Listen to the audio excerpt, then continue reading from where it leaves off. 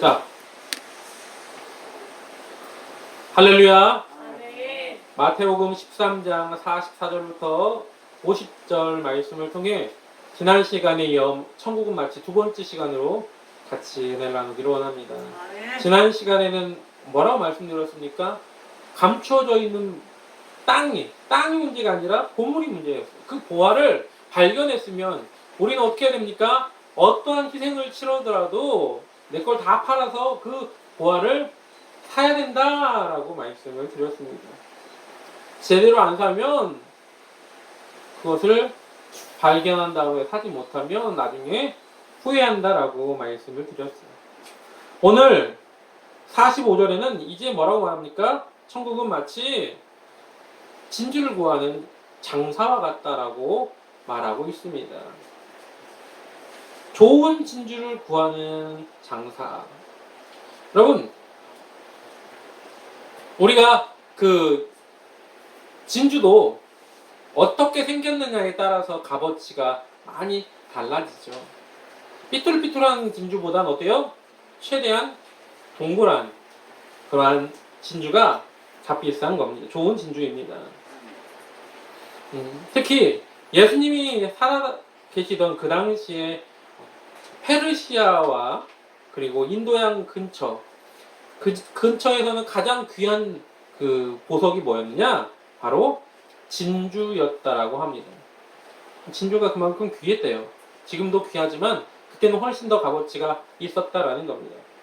그래서 부자가 아니고서는 진주를 얻을 수 없었다라는 거죠. 오늘 본문에 나오는 여기서 장사와 같다 하는 이 장사는 뭐냐?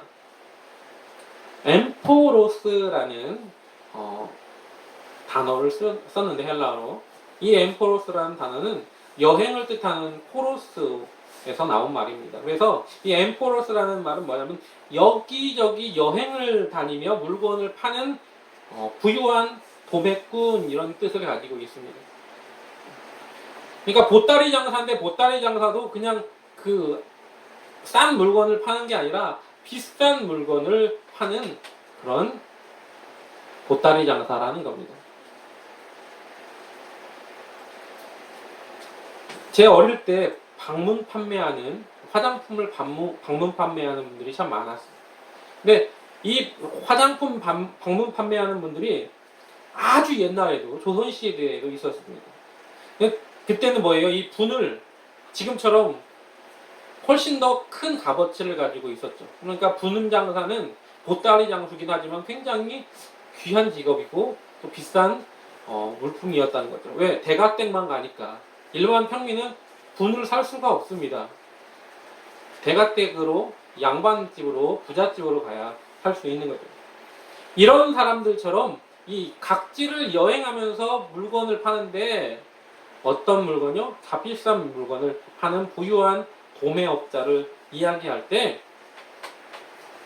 엠포로스라는 말을 썼다라는 겁니다. 이 부자는 그래서 이 상인은 여기서 말하는 장사치 좋은 이 상인은 뭐냐? 그러한 상인이었습니다. 그런데 이 상인은 어떤 걸 찾고 다녀요? 좋은 진주를 찾고 다닌다라는 겁니다.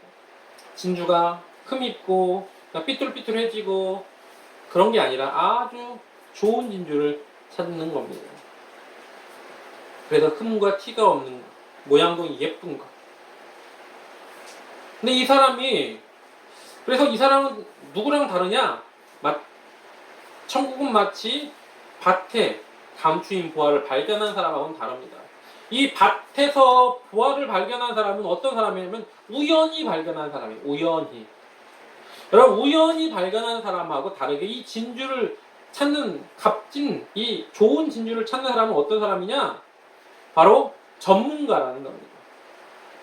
우연히 찾지 않았어요. 이 사람은 뭐예요? 이 진주를 찾아서 다녔다라는 겁니다. 이 사람은 좋은 진주를 찾는 조건을 가지고 어떤 조건이 좋은지, 어떤 진주가 귀한 가치를 가지고 있는지를 아는 사람이었다는 거죠. 무슨 말입니까? 상인으로서 전문적인 안목을 가진 사람이었다라는 겁니다.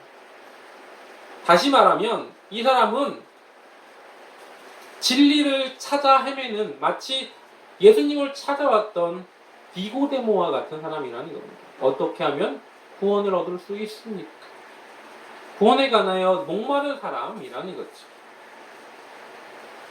그저 우연치 않게 발견한 그 보물이 아니라 원래부터 그것에 대해서 어떻게 하면 진리를 찾아다닐까, 어떻게 하면 구원을 얻을까를 수소문하면서 찾아다닌 사람이었다라는 겁니다.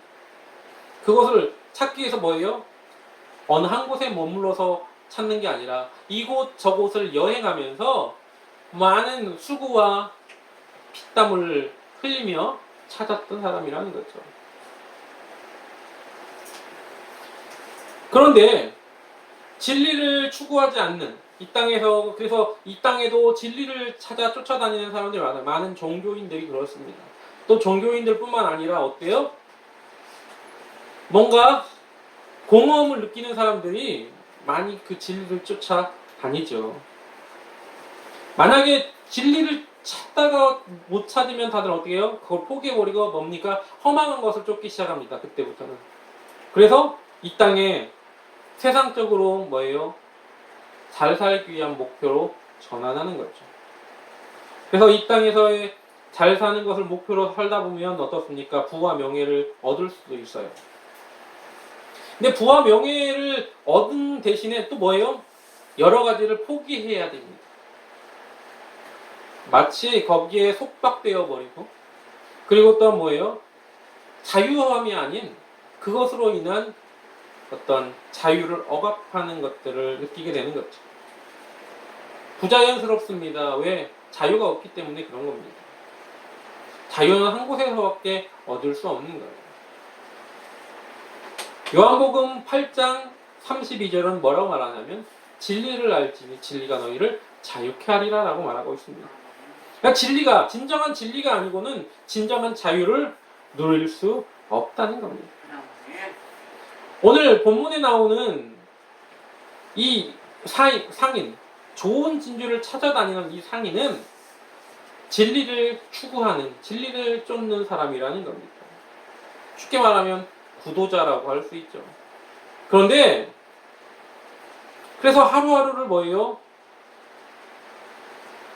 생각 없이 살아가는 모습이 아닌 그 진리를 쫓기 위해서 오늘 또 고행을 하며 찾아다닌다는 겁니다. 그리고 그 최고의 가치인 진리를 쫓아가지만 진리는 뭐예요? 아무리 찾아도 찾을 수 없는 겁니다. 세상 종교로 진리를 추구하고 구도를 하는 그러한 모습을 발견하려고 나아갔지만 찾지 못하는 겁니다. 불교의 고행을 통해서 참 자유를 얻을 수 있는 것처럼 보이지만 그렇지 않다는 겁니다. 다른 종교에, 어떠한 종교에도 구원에 관한 내용이, 또한 구원의 확실한 증거가 없다는 거죠. 근데 그렇게 찾아다니던 이 구도자, 이 상인이 결국은 뭘 찾아요? 극히 값진 진주 하나를 발견합니다. 그는요, 좋은 진주를 찾았어요. 근데 그가 결국에 발견한 건 좋은 진주 정도가 아니라 뭐예요? 극히 값진 진주 하나였다는 거죠.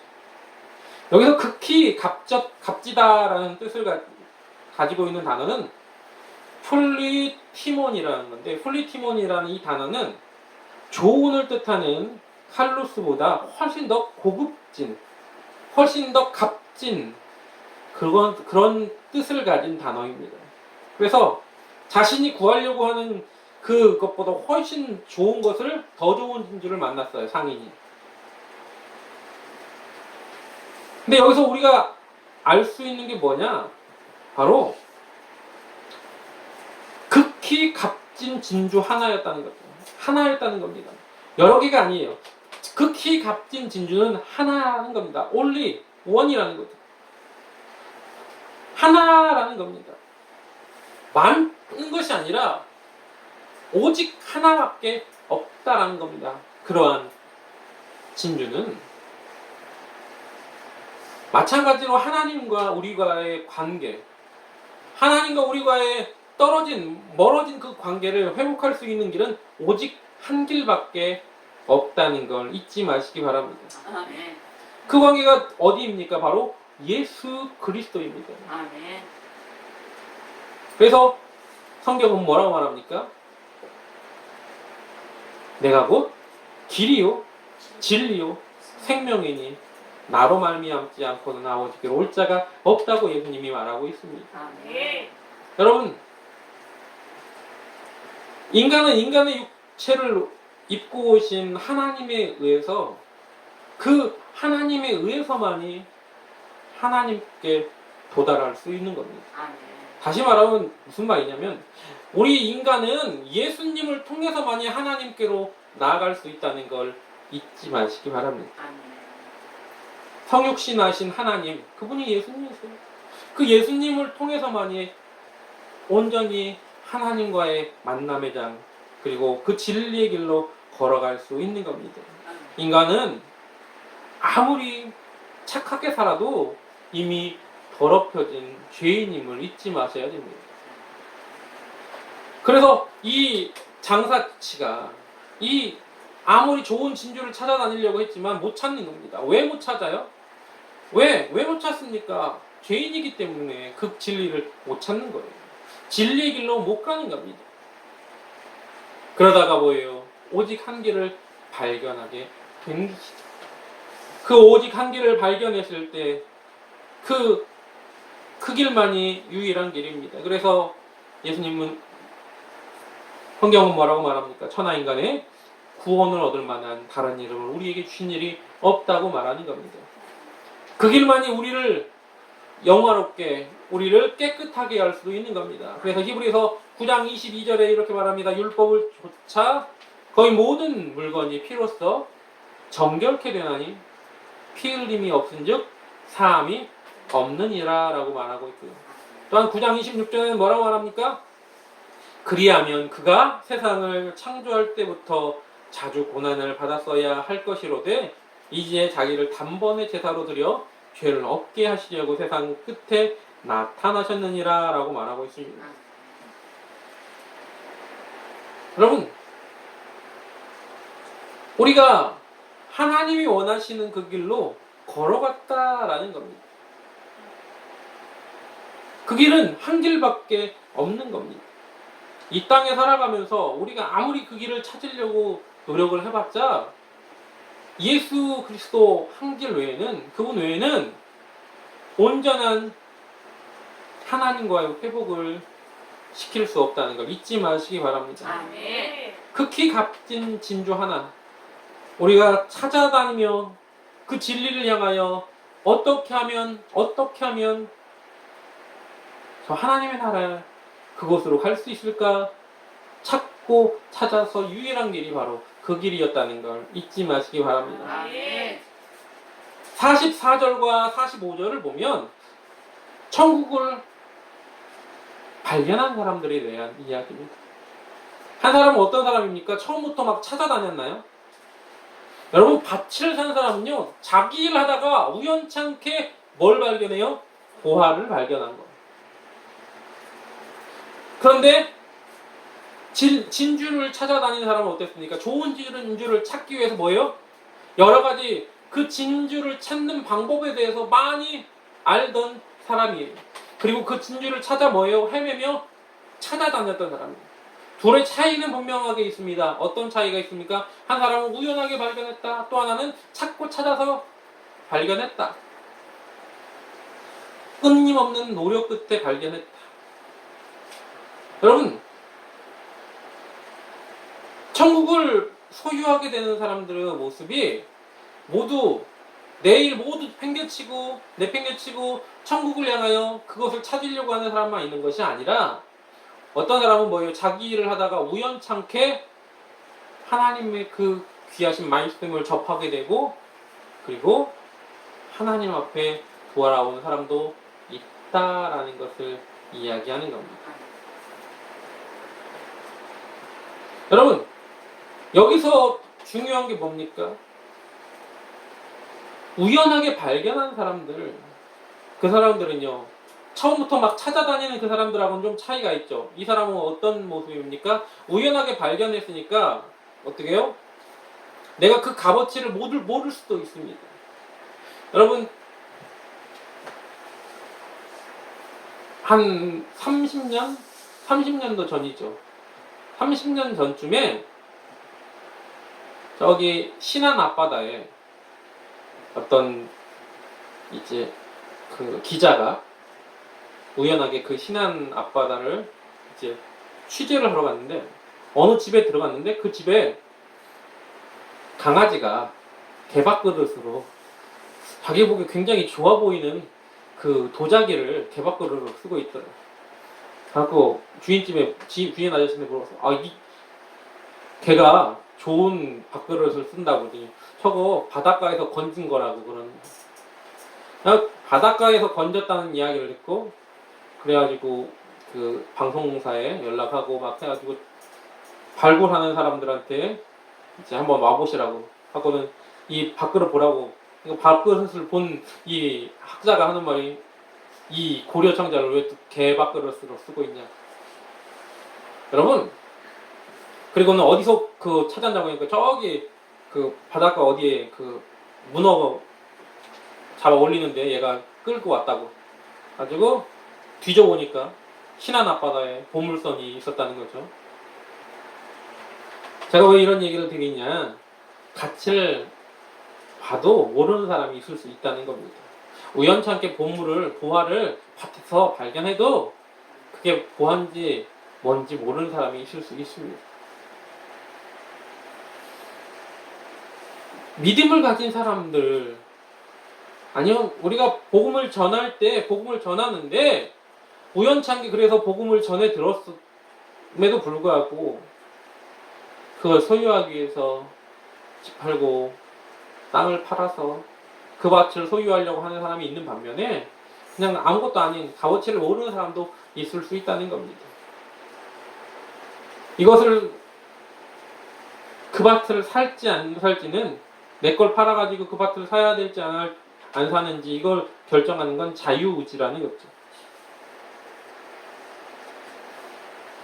또한 그 진주를 발견해도 그것을 사는 것, 그것은 자기의 자유의지입니다. 여러분, 우리는 그 선택권이 있어요. 그런데 믿음의 사람이라면 온전한 선택을 하시기를 원합니다. 아멘. 내 것을 팔아서 그 소중한 것을 알기 위해서. 그래서 우리가 어떻게 해야 됩니까? 평소에 우리가 우연하게 기회를 나왔더라도 그 다음에 그것을 발견했으면 어떻게 해야 돼요? 그 다음에 힘써 여호와를 알아야 되는 겁니다. 아멘. 온전하게 알아야 이게 귀한 가치를 가졌는지 아니면 가치가 없는 건지 알 수 있는 거죠. 그래서 믿음은 들음에서 나고 들음은 그리스도의 말씀으로 말미암느니라고 성경은 기록한 것처럼 온전하게 말씀을 알아서 그것이 얼마나 귀한 가치인지, 내가 발견한 것이, 내가 알게 된 것이 얼마나 귀한 가치인지를 온전히 깨닫고 내 모든 것을 팔아서 그것을 소유하는 자 되시기를 주님의 이름으로 부탁을 드립니다. 아멘. 마지막으로 오늘 46절부터는 조금 다른 이야기입니다. 44절과 45절은 뭘 의미하냐면 천국을 소유하는, 찾고 찾는, 우연히 발견한, 그래서 발견하면 내 걸 다 팔아서 그걸 사야 된다, 이런 이야기였다면 46절부터는 갑자기 그물이 나옵니다. 천국을 그물에 비유했어요. 자, 그러면 왜 그물에 비유했느냐? 예수님 당시의 상황 속에서 이야기를 하고자 합니다. 예수님의 제자들 중에 뭐예요? 어부가 많았어요. 예수님의 출신지도 갈릴리 지역이었습니다. 갈릴리 지역에 있는 사람들은 갈릴리 바다를 통해서 뭐예요? 먹고 사는 생활을 한 겁니다. 물고기를 그러면 그 당시에 어떻게 잡았느냐? 우리가 생각하는 것처럼 투망을 쳐서 물고기를 잡았느냐? 근데 대부분의 그 당시 그곳은 우리가 생각하는 것처럼 투망을 친 것이 아니라 우리가 쌍끌이라고 합니다. 이 배 두 척이 그물을 쭉 내려요, 밑으로. 그리고는 바닥부터 쭉 이렇게 끌고 가면서 그 밑에 있는 것들을 그물에 싹 담아가지고 바닥 저기 어디야 물가까지, 얕은 물가까지 끄집어낸 다음에 그것을 다 끌어당겨서 하나씩 하나씩, 그러니까 거기에는 뭐가 있어요? 거기에는 물고기도 있을 뿐만 아니라 바다 속에 있는 그 강가 속에 있는 호수 속에 있는 별의별 것들이 다 들어있겠죠. 진흙도 있을 수 있고 풀도 있을 수 있고 쓰레기도 있을 수 있고 별의별 게 다 있을 거예요. 그걸 끌집어 와가지고 거기 밖에 나가서 거기서 이제 물고기, 좋은 물고기는 상품은 이제 이쪽 한쪽 그릇에, 쓸데없는 건 버리는 그런 역할을 하는 겁니다. 그러니까 성경에 나온 내용이 그겁니다. 가득 찼지만 그 가득 찬 것은 다 좋은 건 아니다라는 걸 이야기하는 거예요. 그래, 좋은 것은 그릇에, 그리고 나머지는 버려라 라고 말하는 겁니다. 교회 나온다고 해가지고 그릇에, 그물에 들어갔다라는 건 뭐로 의미하냐면 교회에 나왔다는 걸 이야기하는 겁니다. 여러분, 그물에 갇혔다는 건 이미 내가 성도로서의 역할을 하면서 교회에 나온 이들을 이야기해요. 근데 예수님은 뭐라고 말씀하셨습니까? 나더러 주여 주여 하는 자마다 다 천국에 들어갈 것이 아니라고 말씀하셨죠. 주의 아버지의 뜻대로 행하는 자라. 그 안에도 알곡과 쭉정이가 있다는 겁니다. 가라지가 있다는 겁니다. 여러분, 그 안에도, 교회 안에, 그 그물 안에 갇힌 그곳에도 쓰잘데기 없는 이들이 있다는 겁니다. 자기의 이익을 위해서 온 이들도 있다는 겁니다. 아예 믿음이 없는 이들도 있다는 겁니다. 교회에 앉아있지만 생각은 딴 데 가 있는 이들도 분명하게 있다는 겁니다. 구원받지 못한 이들이 분명하게 있다는 겁니다. 그물은 그걸 이야기하는 겁니다. 그리고 그물을 올렸을 때 어떻습니까? 그물 안에, 그곳에서 이제 처리를 하는 건데 바닷속에서 하지 않았어요. 어디에 말합니까? 무튼 끌고 와서 정리를 했다는 겁니다. 무슨 말이냐면 끝에 가서야 정리를 하겠다라는 겁니다. 지금 현재는 모르죠. 지금 여기에 누가 양인지 누가 염소인지, 교회 안에 누가 양인지 염소인지 아무도 모르는 거죠. 예수님도 뭐라고 말씀하셨습니까? 제자들이 그렇게 말하죠. 하인들이 비유를 말할 때, 가라지 비유에서 말할 때 하인들이 와갖고 주인한테 뭐라고 말합니까? 원수가 와서 밤에 가라지 씨앗을 뿌렸습니다. 어떻게 합니까? 저거 뽑아내야 됩니까? 그랬더니 뭐라고 말해요? 주인이 가만 놔둬라.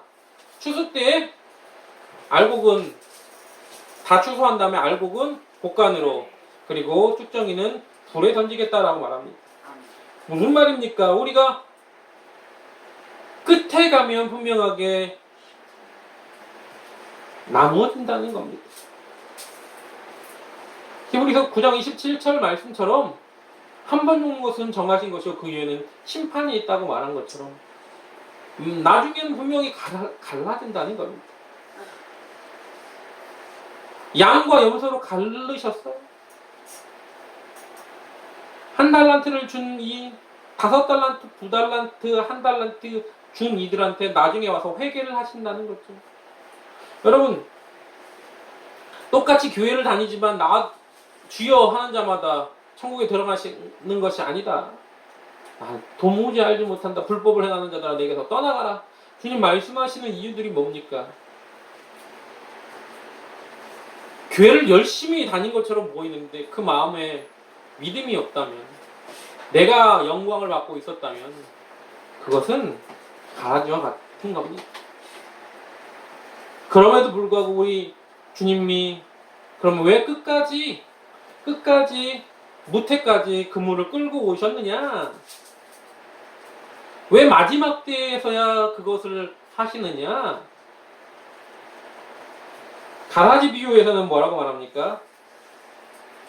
내가 그 가라지를 뽑다가 알곡까지 다칠까 염려스럽다라고 하셨지만, 또 베드로후서 3장 9절에는 뭐라고 말씀하시느냐면 주의 약속은 어떤 이에 더디다고 생각하는 것 같이 더딘 것이 아니라 오직 너희를 대하여 오래 참으사 아무도 멸망치 않고 다 회개하기를 뒤에 이르기를 원하시느니라 라고 말하고 있습니다. 한 영혼이라도 더 구원시키려고 오래 참으시는 이유, 끝까지 참으시는 이유, 끝까지 마지막에 그 심판을 하시는 이유는 그 가라지가 알곡으로 변할까 해서 지금 쓸모없는 그 모습을 가지고 있는 네가 쓸모없는 애가 아니라 귀한 것으로 바뀌는 그걸 생각해서 맨날 부산 앞바다인가요? 울산인가 이쪽에서 그 물맥이나 아니면 아구들이 잡히면 다 되기 싫다고 버렸다고 하잖아요. 근데 어떻습니까? 요즘은 그 귀한 가치를 알고 다 먹지 않습니까? 건져 올렸더니 쓸데없는 거라고 버렸던 거죠. 근데 지금은 건져 올리니까 귀한 가치가 되는 겁니다. 변하니까 그런 거예요. 여러분, 그물에 갇혔는데 보잘것없는 것처럼 보이는 이가 온전하게 하나님의 말씀으로 다시 끝까지 변화되면 버려지는 이에서 귀한 가치가 있는 이로 바뀔 수 있다는 것 여러분 잊지 마시기 바랍니다. 아멘. 그래서 뭐예요? 오늘 우리는 하나님이 원하시는 모습으로 최선을 다해서 바뀌어져야 됩니다. 내 소유를 다 팔아서 밭을 사는 것처럼 내 모든 것들을 다 팔아서 그 값진 진주 하나, 조개 하나를, 진주 하나를 사는 것처럼 여러분, 의인 중에서 악인을 갈라내기 전에 그 마지막 때가 되기 전에 우리가 변화되어야 된다는 것, 바뀌어야 된다는 것 잊지 마시기 바랍니다. 아멘. 근데 그때가 언젠지 몰라요. 그래서 우리가 지금 이 마지막 예배라고 생각하고 매번 우리 삶의 그 순간이 마지막 순간이라고 생각해서 끝까지 주님이 원하시는 그 길로 걸어가야 된다는 걸 잊지 마시기 바랍니다. 아멘. 풀무불로 나눠지면 풀무불에 던져져서 거기서 이를 갈미 있다라고 말하지 않습니까? 여러분, 그동안 열심히 다닌 것처럼 교회에 열심히 시간을 빼앗겼는데 시간 내고 물질도 내고 했는데 그 마음에 온전하게 하나님의 뜻대로 살지 못했다면 그래서 나중에 이를 갈고 있다면 얼마나 슬픈 일입니까? 얼마나 어리석은 일입니까? 저와 여러분은 그러한 어리석은 위치에 있지 마시기를 주님의 이름으로 부탁을 드립니다. 아멘. 여러분, 그곳에서 쫓겨난 자, 저 천국에서 그동안 잘 다니다가 그냥 마음은 아닌데 그냥 몸만 이렇게 다녔던 이들 결국엔 울며 이를 갈미 있다라는 겁니다. 천국에 들어간 자와 들어가지 못한 자의 차이는 확연합니다. 부자와 나사로의 비유를 봐도 그냥 너무 가까운 거리, 그냥 손만 닿으면 닿을 수 있는 만한 거리인데도 불구하고 못 간다라고 말하지. 갈 수도 없다라고 말합니다. 그 분명한 차이가 있다라고 말합니다. 우리 주님이 우리에게 말씀하시는 이야기를 들으면서 우리는 어떻게 해야 됩니까? 하나님이 기뻐하는 그곳으로 한 걸음 한 걸음 더 걸어갈 수 있도록 지금 있는 위치에서 또한 한순간 최선을 다해 주님이 기뻐하는 그 일을 행하기 위해서 오늘도 걸어가기를 원합니다. 아멘. 나 혼자 할 수 없어요. 그래서 성령이 우리로 하여금 생각나게 하신다고 말씀하셨잖아요. 가르치신다고 말씀하셨잖아요. 우리에게 용기를 허락하신다고 말씀하지 않습니까? 성령이 너에게 임하시면 너희가 권능을 받는다고 말하지 않습니까? 예루살렘과 온 유대와 사마리아 땅끝까지 내 증인이 되겠다고 말씀하지 않습니까?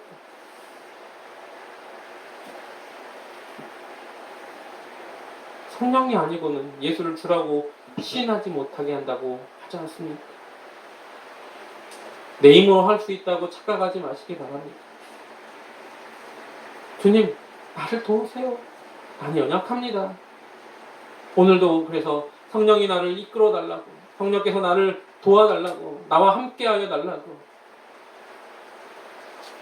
그리고 감추인 그 보화를 발견했을 때 십자가를 지는 것처럼 자기를 부인하고 십자가를 지고 쫓으라고 말씀하신 것처럼 다 내 걸 다 포기하고 다 버리는 건 어렵습니다.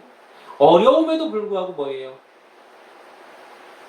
정성을 다해서 내 것을 포기하며 그 길을 온전하게 걸어가는 저와 여러분 되기를 주님의 이름으로 부탁을 드립니다. 아멘. 오늘 말씀을 통해서 우리가 알 수 있는 게 뭡니까? 천국은요, 그 가치를 아는 자가 적다는 거죠. 부활을 발견한 사람은 우연찮게 발견했죠. 또 좋은 진주를 발견하는 사람도 뭐예요? 찾고 찾아다니면서 우연하게 또 어떤 그것을 찾기 위해서 노력을 함으로 말미암아 발견하지 않습니까? 아는 이들은 가치를 아는 이가 적어요. 하지만 그것을 발견했을 때는 어떻게 해야 되느냐? 우리는 최선을 다해 우리의 모든 것을 다 희생하고라도 그것을 소유하려고 해야 된다는 겁니다. 사모하는 마음을 가지는 것 얼마나 중요한지 모릅니다.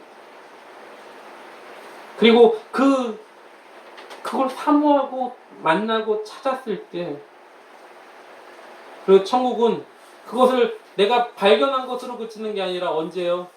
마지막 때까지. 천국에 들어가는 것은 마지막 때에 대해서야 결정이 된다는 것. 그러니까 뭐예요? 방심하면 안 되는 겁니다. 여러분, 결승전에 막 가는 달리기를 하는 사람이 결승전 바로 가기 전에 코앞에서 넘어져갖고 딴 길로 새버렸다면 이 사람은 끝까지 가지 못하는 사람이 되는 겁니다. 거의 다 왔어도 내가 포기해버리면 끝나는 거예요. 세상이 좋아, 세상으로 갔던 믿음이 좋았던 믿음의 사람들, 그런데 세상으로 빠져버렸던 이들, 예수를 믿으니까 무조건 잡아 죽인다고 하니까 순교하기가 두려워서, 목숨이 두려워서 포기하고 떠났던 많은 믿음의 선진들도 있었습니다. 아유, 왜 그랬을까?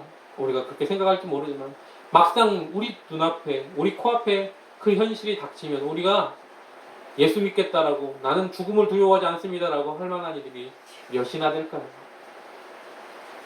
그래서 끝날 때까지 끝난 게 아닙니다. 저 천국은 천국에 들어갈 때까지 들어간 것이 아님을 잊지 마시기 바랍니다.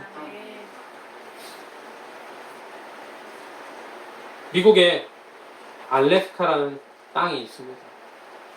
그 알래스카라는 땅은 원래 미국 땅이 아니었어요. 원래는 러시아 땅이었습니다.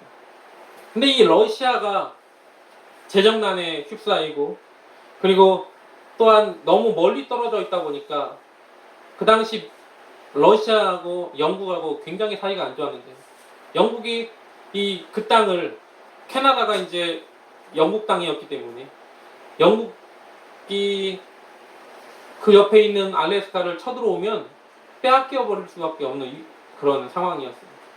그럴 바에는 차라리 팔자라고 결정을 하고, 그래서 그 당시 좀 잘 사는 나라 중에 하나였던 미국에 너 이 땅 살 거냐? 라고 물어봤어. 미국에서요, 야, 너 쓸데없는 땅을 뭐으로 사? 싸게 줄게. 싸게 줄 테니까 사. 그랬어. 여러분, 알래스카 땅이 얼마나 크냐면 우리 남북한 합친 한반도에 한 4-5배 됩니다. 근데 그 땅을 얼마에 팔았느냐?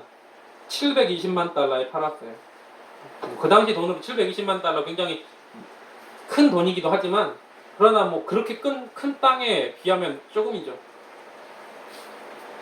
미국 의회에서 그 당시 그 땅을 산 결정을 한 스워드라는 국무장관이 있었는데 이 사람을 굉장히 비난했습니다. 그 땅을 왜 샀냐고 하면서. 그런데요, 그래갖고 720만 달러에 아무튼 샀습니다. 그런데 그 땅에서 뭐가 발견되기 시작했느냐? 여러분, 알래스카의 땅은요, 이 어족자원, 그러니까 연어, 막 무슨 뭐, 그다음에 뭐 광어, 뭐 랍스타, 뭐 이런 것들뿐만 아니라 땅 속에도 굉장히 많은 게 묻혀 있는데 금, 석탄, 철광석, 은, 아연, 석유 이런 것들이 어마어마하게 묻혀 있습니다. 미국은 발견하고도 알래스카에 있는 그 석유를 개발하지 않는다고 합니다. 나중에 개발하겠다라고 하고는 지금 그냥 가만히 묻어놓고 있대요. 근데 철광석만 따져도 720만 달러에 이제 사들였는데 그 당시 돈으로 4천만 달러 이상의 철광석이 알래스카에 묻혀 있었다라는 거죠.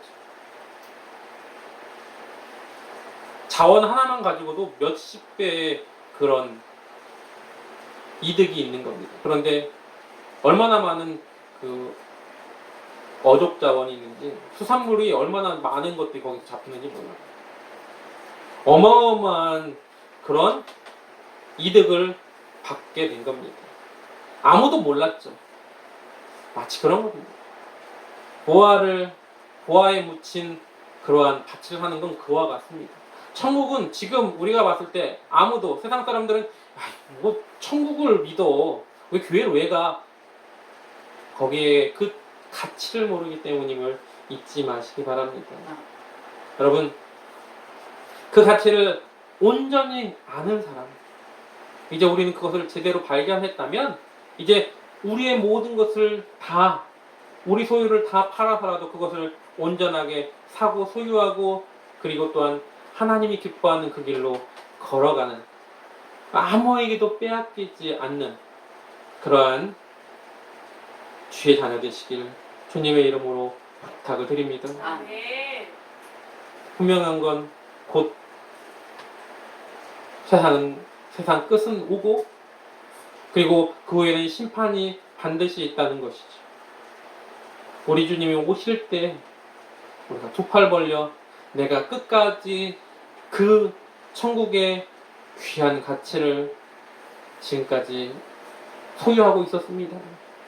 주님 앞에 그 가치를 올려드리는 저와 여러분, 저 천국을 소유하고 빼앗기지 않고 침노하는 자 되시길 주님의 이름으로 부탁을 드립니다. 아멘. 기도하겠습니다.